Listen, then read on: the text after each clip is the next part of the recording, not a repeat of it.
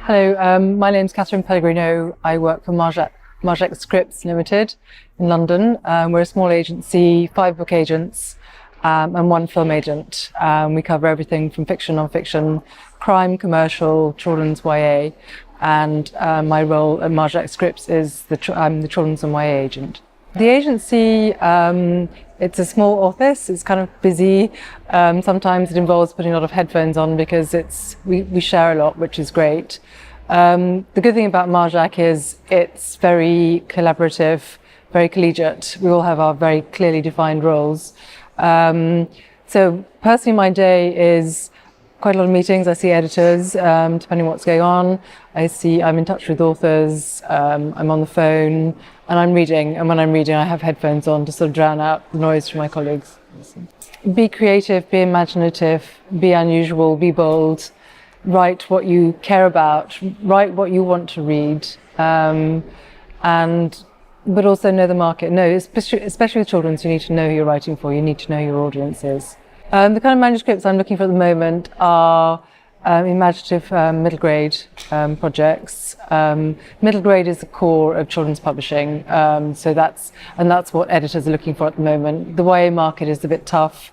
It's shrunk by about 10%, but that may be due to a lack of a big property in that YA area. But America is much more established, and a lot of big voices come over from the States. I like cookie romances, I like books about ideas, I like kind of gritty urban stories.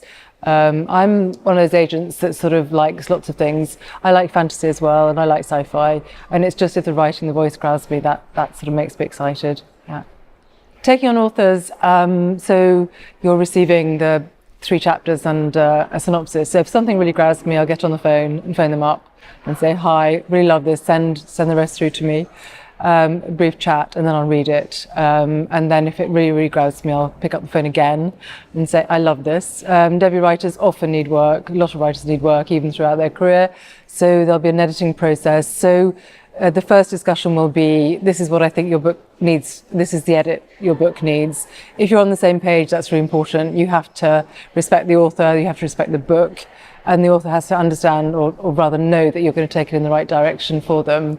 And then if they're sort of happy with your kind of where you want to take the book, your vision for the book, standard client letter, you sign them up, and then you get underway kind of editing, going through the editorial process in preparation for getting it ready for market.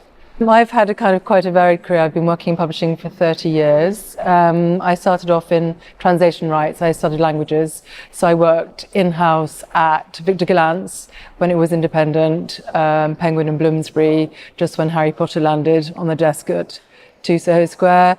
I became a literary scout for a while, and then I became an agent in 2007.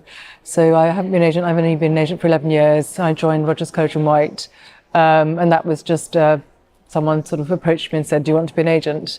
And I really like being an agent. I'd recommend it. It's a great job. You do editing, you negotiate, you do contracts, you meet lots of exciting people. It's a great job. I've heard some really interesting pitches. I received a really interesting pitch from a really nice GP who's written a sci-fi, a straight sci-fi novel for YA, which was really interesting, and some quite dark YA as well. I think a lot of people are cashing in on the 13 Reasons Why success on Netflix, and a lovely middle grade project as well. So, and I think the level's been really, really good. It's really interesting. So yeah, I always like these events. I always think it's interesting. I think it's important for writers to meet agents face to face.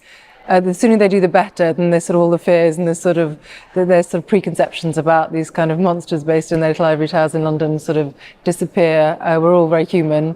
We're looking for the same thing, and they need to know also that we need them. Without writers, we're lost. We have nothing,